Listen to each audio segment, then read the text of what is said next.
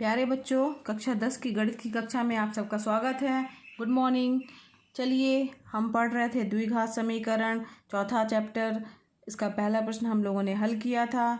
आशा करते हैं इसके पहले चैप्टर के इसके पहले क्वेश्चन के जो हमने क्वेश्चन आपको दिए थे वो आपसे बन ही गए होंगे। अब हम बढ़ते हैं क्वेश्चन नंबर 2 की ओर। देखिए क्वेश्चन नंबर 2 क्या कह रहा है। निम्न स्थितियों को द्विघात समीकरणों के रूप में निरूपित कीजिए। पहला है इसके कई पार्ट दिए हुए हैं। टोटल जो है हमारे पास 4 पार्ट हैं। तो इसका पहला पार्ट क्या दिया हुआ है कि एक आयताकार भूखंड का क्षेत्रफल 528 मीटर स्क्वायर है। क्षेत्र की लंबाई मीटरों में चौड़ाई के दुगने से एक अधिक है। यानी लंबाई क्या है, चौड़ाई के दुगने से एक अधिक है। हमें भूखंड की लंबाई और चौड़ाई ज्ञात करनी है। बच्चों दिया हुआ है कि ये भूखंड कैसा है, हमारा आयताकार है। तो हम एक आयताकार भूखंड की कल्पना करेंगे। मान लीजिए हमारा एक आयताकार भूखंड ये दिया हुआ, ठीक है ये ठीक। अब इसका क्षेत्रफल कितना दिया है, 528 मीटर स्क्वायर, ठीक। ये इसका क्षेत्रफल दिया हुआ है। चलिए अब इसके बाद फिर क्या दिया हुआ है कि इसकी लंबाई, क्षेत्र की लंबाई मीटर में चौड़ाई के दुगने से एक अधिक है। तो मान लिया जो हम सबसे पहले क्या मानेंगे, चौड़ाई। इसकी चौड़ाई मान ली हमने जो है कि कितनी है, इसकी चौड़ाई मान ली हमने यक्स मीटर मान लीजिए हमने चौड़ा है, ठीक है। और मान लिया ये लंबा कितना है, लंबा चौड़ाई के दुगने से एक अधिक है। चौड़ाई के दुगने से एक अधिक मतलब चौड़ाई कितनी है, यक्स। तो लंबाई दुगना इसका कितना हो जाएगा, 2x। और एक अधिक है यानी 2x+1 इसकी क्या हो जाएगी, लंबाई हो जाएगी। समझ में आ रहा बच्चों। लंबाई हमने क्या कहते हैं, चौड़ाई मान ली सबसे पहले यक्स, तो लंबाई क्या हो जाएगी, दुगने से एक अधिक यानी 2x+1 हो जाएगी, ठीक। चलिए आइए करते हैं। तो माना सबसे पहले क्या करेंगे, इसको माना चौड़ाई क्या है, यक्स मीटर है, ठीक है। तो लंबाई कितनी हो जाएगी, लंबाई बराबर क्या हो जाएगा, 2x+1 प्रश्नानुसार। यहाँ पे लिख देंगे हम कि प्रश्नानुसार ही हो रही है ना लंबाई इसकी, दुगने से एक अधिक, ठीक है। और क्षेत्रफल कितना दिया हुआ है, क्या दिया है क्षेत्रफल, 528 मीटर स्क्वायर, ठीक। समझ में आ रहा है। इतनी ये इसकी जो है इतनी मीटर हो गई, ये लंबाई हो गई, ये मीटर हो गई, ये चौड़ाई हो गई, ये लंबाई हो गई और ये क्षेत्रफल दिया ही हुआ है। अब यहाँ ध्यान दो बच्चों, ये कैसी आकृति है, आयताकार आकृति है, आयत है। तो आयत का क्षेत्रफल बराबर क्या होता है, इसका फार्मूला आपको पता होगा। आयत का क्षेत्रफल बराबर होता है लंबाई गुणे चौड़ाई। आयत का क्षेत्रफल बराबर होता है लंबाई गुणे चौड़ाई, यही होता है ना बच्चों। चलिए तो क्या करेंगे, लंबाई कितनी दी हुई है हमारे पास में, 2x+1, तो क्या हो जाएगा 2x+1, ठीक। अब इसी तरीके से चौड़ाई कितनी दी हुई है, यक्स, ठीक। और क्षेत्रफल कितना दिया हुआ है, क्षेत्रफल भी तो दिया हुआ है बच्चों, कितना दिया है, 528, ठीक। अब इसको हम हल करेंगे तो क्या आ जाएगा, 2x+1 इंटू, तो 2x+1, ये 2x का गुणा इससे हो जाएगा, तो 2x² प्लस x।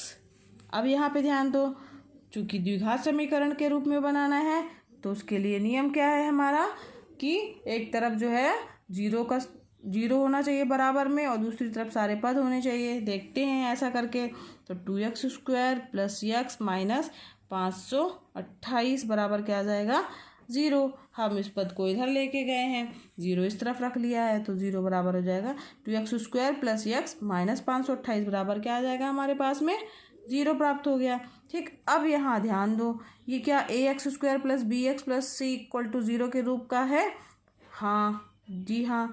तो ये चूंकि ये क्या है,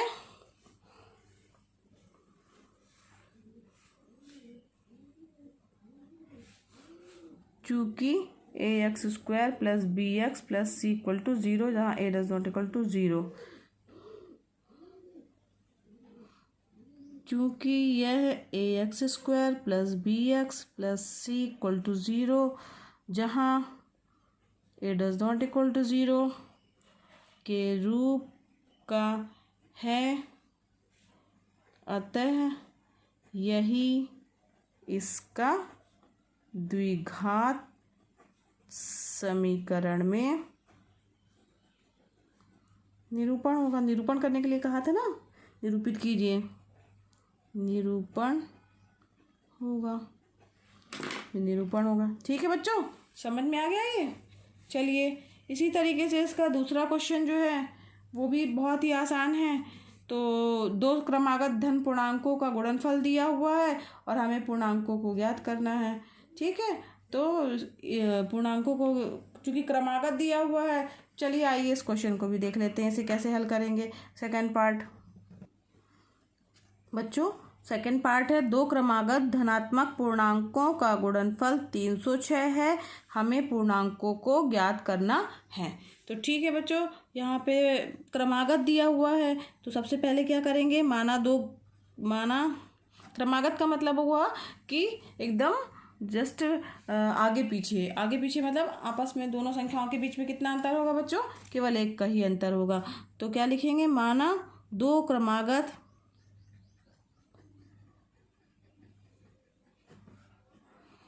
धनात्मक पूर्णांक कौन कौन से हैं, यक्स और एक्स प्लस वन हैं। ठीक है, ये हमने दो पूर्णांक मान लिए।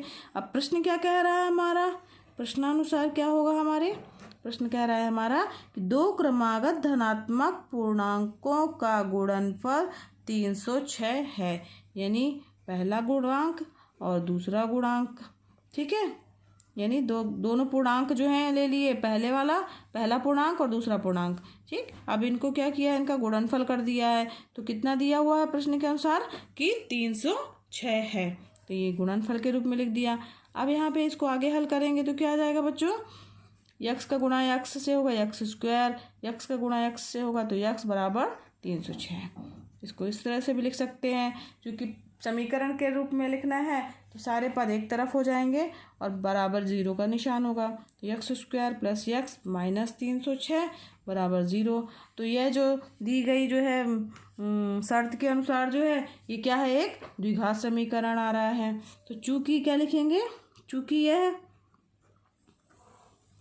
ए x square plus b x plus C equal to zero, जहाँ a does not equal to zero के रूप का है, अतः यही इसका द्विघात समीकरण में निरूपण होगा। द्विघात समीकरण में निरूपण होगा। ठीक है बच्चों, समझ में आ रहा ना। चलिए अब इसी तरीके से इसके तीसरे पार्ट की ओर बढ़ते हैं। तीसरा पार्ट दिया है बच्चों, रोहन की माँ उससे 26 वर्ष बड़ी है, उनकी आयु वर्षों में का गुणनफल अब से 3 वर्ष पश्चात 360 हो जाएगी, हमें रोहन की वर्तमान आयु ज्ञात करनी है। ठीक है बच्चों, तो इसमें प्रश्न हमारा क्या कह रहा है कि रोहन की आयु जो है उसकी माँ जो है उससे कितनी वर्ष बड़ी है, 26 वर्ष बड़ी हुई है। ठीक, और लिखा है कि उनकी आयु का गुणनफल अब से 3 वर्ष पश्चात, यानी 3 साल बाद जो आयु दोनों की होगी उनका अगर हम गुणा करते हैं तो वो 360 गुना हो जाएगी। चलिए हम सबसे पहले जैसे मान लीजिए रोहन है हमारा, ठीक है, और यहाँ पे उसकी माँ है, तो रोहन मान लीजिए हमारी यक्स है उसकी वर्तमान वाली आयु, तो माँ की आयु कितनी होगी, चूँकि दिया है उससे कितने वर्ष बड़ी है, 26 वर्ष बड़ी है, तो माँ की आयु कितनी हो जाएगी, यक्स प्लस 26 हो जाएगी। समझ में आ रहा ना बच्चों, रोहन की मान ली यक्स है तो माँ की आयु कितनी हो जाएगी, यक्स प्लस 26 हो जाएगी, क्योंकि 26 वर्ष बड़ी है। अब इसके बाद लिखा उनकी आयु का गुणनफल अब से 3 वर्ष पश्चात, 3 वर्ष ध्यान दीजिए, तो 3 वर्ष बाद रोहन की आयु कितनी हो जाएगी, यक्स प्लस 3 साल बड़ा हो जाएगा ना वो। माँ की आयु कितनी हो जाएगी बच्चों, तो यक्स प्लस 26 तो है ही, तो x प्लस 26 हो गया और उसमें 3 साल और जुड़ जाएगा 3 साल बाद, तो दोनों की आयु में 3 साल दोनों में जुड़ गया। तो रोहन की आयु तो यही रहेगी x प्लस 3, माँ की आयु कितनी हो जाएगी x प्लस 26 और 3 27 28 29, ठीक, 3 साल बाद। और फिर ये कह रहा है क्वेश्चन हमारा कि दोनों का जो गुणनफल है उनकी आयु का गुणनफल 3 साल बाद, x प्लस 3 जो इसकी 3 साल बाद आयु हो गई है और उनकी माँ की जो आयु हुई है x प्लस 29, इनका गुणनफल कितना दिया हुआ है 360 दिया हुआ है, ठीक है। तो हमें वह रोहन की वर्तमान आयु ज्ञात करने का एक समीकरण ज्ञात करना है। चलिए ये तो मैंने रफली समझाया था, इसको लिखेंगे कैसे आइए देखते हैं। तो सबसे पहले क्या लिखेंगे, माना रोहन की वर्तमान आयु, क्या लिखेंगे बच्चों, माना रोहन की वर्तमान आयु बराबर क्या हो जाएगी x वर्ष, ठीक है, समझ में आ रहा है ना। अब क्या होगा, माँ की आयु क्या होगी वर्तमान आयु, तब माँ की वर्तमान आयु, इसलिए माँ की वर्तमान आयु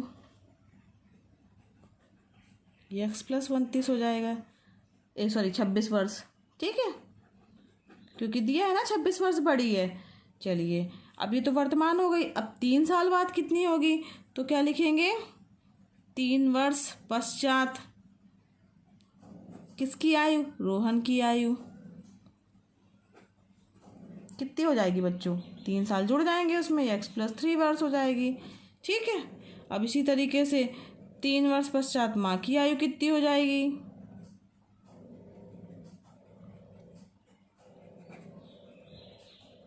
उसमें भी 3 वर्ष जुड़ जाएंगे, x प्लस 26 प्लस 3 वर्ष यानी कितनी हो जाएगी, x प्लस 26 में 3 गया 3 जुड़ा 26 और 3 29 वर्ष, ठीक, समझ में आया यहाँ तक बच्चों। फिर इसमें क्या दिया हुआ है, प्रश्न ये कह रहा है कि तब प्रश्नानुसार क्या हो जाएगा हमारा कि 3 वर्ष पश्चात जो है रोहन की आयु और माँ की आयु का गुणनफल कितना हो जाता है 360 हो जाता है। तो ये प्रश्नानुसार क्या हो जाएगा, x plus 3 into x plus 29 बराबर 360, ठीक है बच्चों। अब यहाँ पे ध्यान दीजिए, इन दोनों का मल्टीप्लाई करेंगे, x का गुणा x से हो जाएगा x स्क्वायर, फिर x का गुणा 29 से होगा प्लस 29 हो जाएगा, 3 का गुणा x से होगा 3x हो जाएगा, 3 का गुणा 29 से होगा 9 3 27 के साथ हाथ की आएँ 2 और 3 दूनी 6 और 2 8 यानी 87 आ गया, ठीक है, बराबर 360 हो गया, ठीक। अब x स्क्वायर यहाँ पे ये पद जुड़ जाएंगे, x square plus 3x, x का गुणा x स्क्वायर हो गया बच्चों, और ये x का गुणा 29 से होगा 29x plus 3x plus 87 equal to ये x स्क्वायर प्लस 3x और ये 129 जुड़ेगा, कितना आ जाएगा 29 30 31 32, तो ये 32x हो गया, ठीक है, x स्क्वायर प्लस 32x, ठीक, और ये यहाँ पे जाएगा प्लस 87 और ये माइनस 360, सारे पद जो है एक तरफ ले जाने हैं और यहाँ पे बराबर क्या कर देना है 0, तो x स्क्वायर प्लस 32x और यहाँ पे घटेगा तो माइनस हो जाएगा, ये 3 और ये 7 हो गया और ये हो गया 273 बराबर 0। तो ये जो हमारा x square minus x square plus 32x minus 273 बराबर 0 जो है, ये जो है हमारा क्या आ रहा है द्विघात समीकरण के रूप में आ रहा है, ठीक है। तो यही जो है इसका जो है द्विघात समीकरण के रूप में निरूपण है। तो लिखेंगे चूंकि यह द्विघात समीकरण ax square plus bx plus C equal to 0 जहाँ a does not equal to 0 के रूप का है, अतः यह दी गई स्थिति को द्विघात समीकरण के रूप में निरूपित करता है,